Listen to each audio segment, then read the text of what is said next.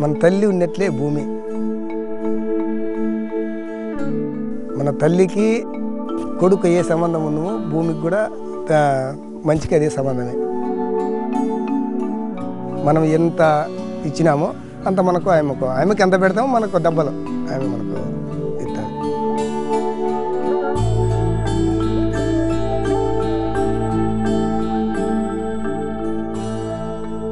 ఇంతకు ముందు దాదాపు 6-7 ఏళ్ళ కిందటంతా కూడా కెమికల్ ఫార్మింగ్ అంటే మామూలు రసాయనిక సేద్యమే చేసేటోళ్ళము.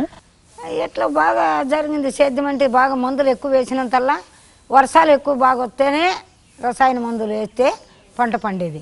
కాకపోతే ఇప్పుడు ఏమైందంటే సంవత్సరానికి కూడా దిగుబడి తగ్గుతూ వస్తుంది అన్నమాట. ఇప్పుడు 4 సంవత్సరాలైంది వర్షం లేదు, ఆ మందులు వేస్తే ఎండిపోయేది అంతే. రాను కనీసం పెట్టిన పెట్టుబడులు కూడా వెనక్కి రాకుండా చాలా అప్పుల పాలైపోయిన పరిస్థితి మాది.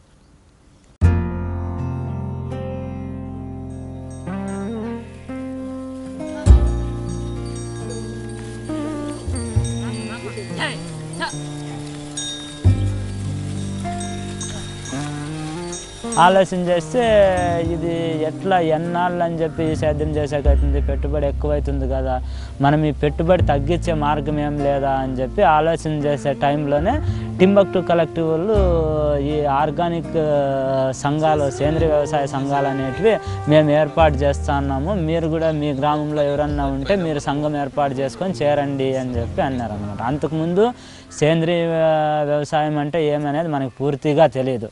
మాకు ఫస్ట్లో అనుకున్నాము ఈ రసాయన మందులు వేయకోకుండా పంటలు ఎట్లయితే పండించేకవుతుంది, ఇదంతా మాటలు ఎవడు పండుతాయప్ప పంటలు అనుకున్నాము. కానీ ఈ పెట్టుబడులు లేక పరిస్థితి కొంచెం అధ్వానంగా ఉండే తలకే వ్యవసాయం పైన పెట్టుబడులు సరే సేంద్రీయ వ్యవసాయం బాగుందనితో ఫస్ట్ టింబక్టు సంస్థ ద్వారా మేము సేంద్రీయ వ్యవసాయానికి మొట్టమొదటిగా ముందడిగేసినాం. అప్పుడు మేమంతా కూడా మా ఊర్లో 30 మంది రైతులు ఏర్పడ్డాయి.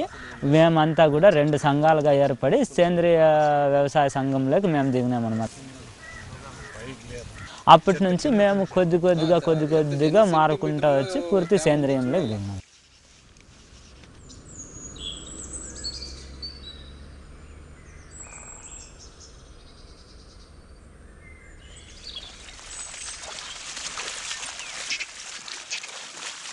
టింబక్టు వాళ్ళు మాకు పశువులు పట్టించినారన్నమాట. పశువులు సేద్యం చేసేదానికి పూర్తి సేంద్రీయంగా సేద్యం కావాలంటే పూర్తి పశువులు ఉండాలా. పశువులు లేనిదే మనము సేద్యమే అనిపించుకోదు అన్నమాట. ఆవులు పట్టించి ఆ ఆవుల నుంచి మళ్ళా చేనులలో గట్లేపించి ఈ కుంటలు కట్టించి ఈ పిట్లు తవ్వించినారనమాట. ఈ కంపోస్టులు చేసుకునేదాన్ని పిట్లు తవ్వించి ఇన్ని రకాలుగా సహకారం అందించి ఈ రైతులని సేంద్రీయం వైపు ఆకర్షించి రైతులు బాగుపడేదానికి ఒక మార్గం చూపినారన్నమాట.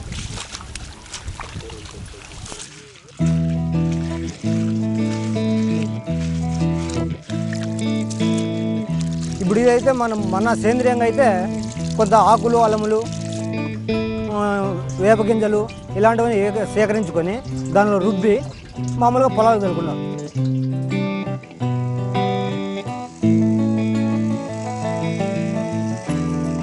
ఇది శ్రమ ఎక్కువ ఉండదు, అది శ్రమ తక్కువ అనమాట. కాకపోతే బడ్జెట్ ఎక్కువ అవుతుంది. ఇది 0 బడ్జెట్. భూమి అంటే కెమికల్ వాడడం వల్ల ఏమైందంటే దాంట్లో ఉండే సూక్ష్మజీవులన్నీ చనిపోయినాయి అనమాట. చనిపోయి భూమి అంతా గట్టి బారిపోయింది. తర్వాత వచ్చేసి మన సేంద్రియంగా వాడిన తర్వాత ఎందుకు భూమి అంతా మెత్తగా అయిపోయి గుల్లబారి ఆ ఎరువులు, ఎర్రలు అవన్నీ మళ్ళా సూక్ష్మజీవులు బాగా తయారయ్యి మళ్ళీ మామూలుగా ఇప్పుడు మెత్తబడింది అనమాట భూమి. అక్కడ ఒక మూట కొనాలంటే 800-1000 రూపాయలు. ఈ ఎరువు మనం ఇది సేంద్రీయ వ్యవసాయం చేసుకునే ఎరువు వేస్తాం కాబట్టి మొత్తం ఒక ఎకరా పెట్టాలంటే 6000-7000 రూపాయలు మనకు తగ్గిపోతుంది.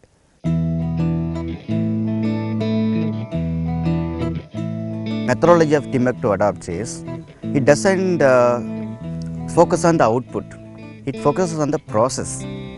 Here the process is the community should take over everything. They should not depend on anybody. Like now we have to buy fertilizer from outside, you have to pay huge money, you have to buy credit, you have to go to bank, you have to depend on insurance, you have to go to government. Now the entire effort is all the inputs required for organic farming should be within the reach of farmer to create on their own, then only they can sustain it. So instead of outsourcing to any individual or market or government, we are trying to outsource to nature.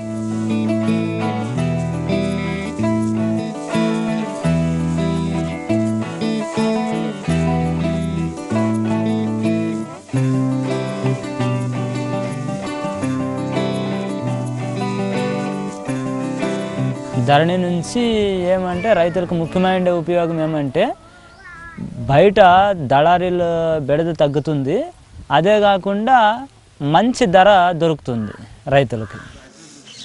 అది తూకాల్లో కూడా మోసం లేకుండా కూడా ఉంటుంది. ఆ దానిలన్నింటిలో కూడా కలిపి market బయట మార్కెట్ కన్నా ధరణిలో ఎక్కువ ధర లభిస్తుంది.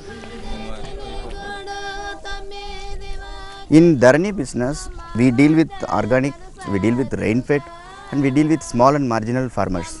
These things are against business because small and marginal farmers gives very small produce from remote place, but business requires large scale. Second one, rain-fed. Rain-fed only gives only one produce, but actually in business you need continuous produce to serve the ever increasing demand of urban market throughout the year. And third one is organic. Market doesn't believe in farmer. You need somebody to say farmer is producing so and so produce as per organic, which is cost intensive. So these things make our business very difficult. Means we have to struggle at every stage to be successful. The farmer, what he gets is hardly 30% of the money is paid by the consumer is being transferred to the producer. So all the middlemen will eat away this big chunk of 70%. So Dharani intervenes here and gives maximum support in terms of exact weighing, processing, value addition, packing, and selling it with our own brand, that is Timbuktu Organic.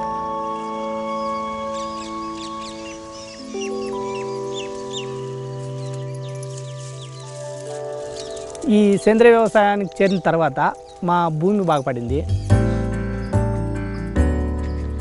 మాకు పశు సంపద ఉంది. దానికి తోడు మేము పండించిన పంటను మాకు ధరణి సొసైటీ కొంటా ఉంది కాబట్టి 5% రూపాయలు ఎక్కువగా మేము ఇంకా ఆనందంగా ఉండక ఇంకేం మాకు ఆనందంగానే ఉన్నాం. రైతుని అంత తక్కువగా అంచనా వేసేయలేదు. రైతు ఏమైనా చేయగలడు. రైతు లేనిదే ప్రపంచమే లేదు. అందరు రైతులకు కూడా మన ఆరోగ్యాలు చెడబెట్టుకోకుండా మన జీవితాలు ఊరికే ఎందుకు నాశనం చేసుకోవాలా? పూర్తి మంది రైతులు అంటే ఇంకా ఇప్పుడు మమ్మల్ని చూసుకొని మాలాంటి రైతులను కూడా ఈ సేంద్రియం రైతులను చూసి ఇంకా కొద్దిగా మారుతున్నారు. ఇంతకు ముందు అయితే వేరే వాళ్ళ చేతిలో నిర్ణయాలు ఉండే, ఇప్పుడు ధరణి తీసుకున్నాక మన చేతుల్లోనే ఉంటాయి నిర్ణయాలు. మనమే చేస్తాం కాబట్టి, మనం అందరూ కలిసి పని చేస్తాం కాబట్టి మన చేతుల్లోనే ఉంటాయి నిర్ణయాలు. సేంద్రియ వ్యవసాయం చేస్తూ నేను నా కుటుంబం సంతోషంగా గడుపుతున్నాను. నేను సేంద్రియ వ్యవసాయం చేయడం వల్ల నేను నా కుటుంబము ఇతర కుటుంబాలకు కూడా ఎక్స్పోజ్ చేసే విధంగా మాకు మంచిగా జరిగింది. మాకు మంచి జరిగింది కాబట్టి మీరు కూడా ఇట్లా చేసుకోవడం వల్ల మంచి జరుగుతుందని చెప్పడానికి కూడా ఆస్కారం. ఇది కనీసం మహాసముద్రంలో